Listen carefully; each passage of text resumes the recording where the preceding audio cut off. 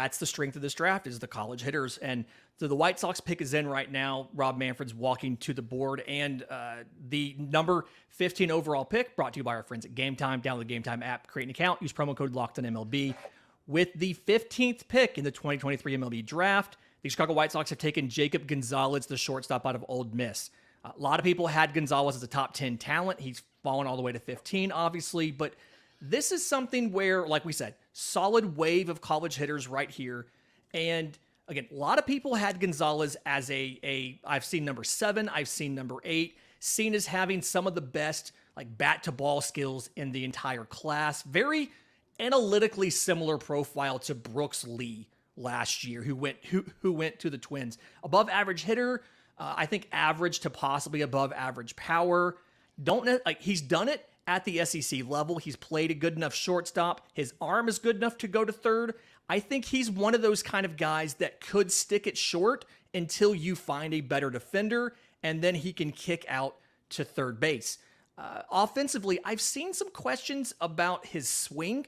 Feels like biomechanically he's not perfectly synced up top half to bottom half, but I do think that he's absolutely going to do a good job for Boston and kind of fills in for the White Sox and fills a really strong need in their system, because you look at kind of shortstops you have in that system. It's really Colson Montgomery, and then it's a lot of question marks after that. So Jacob Gonzalez immediately gives them a top 5 prospect in the system to reinforce one of the most important positions in the infield.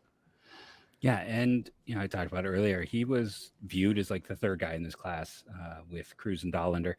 He didn't have as great of a junior year. That's part of the problem. He had 2 excellent years, his first 2 years at Ole Miss. But one of those guys, again, does a bit of everything. He's a no-doubt shortstop. A lot of people think that Montgomery might move to third, and then this sets them up well with Gonzalez. And because it was Montgomery 2 years ago, then Gonzalez and Montgomery might actually be on the same age path to be the next set of infielders for this team too. Really strong eye at the plate. Maybe you can mess with the swings to get some of those doubles into home runs. He's got decent EVs from what I heard.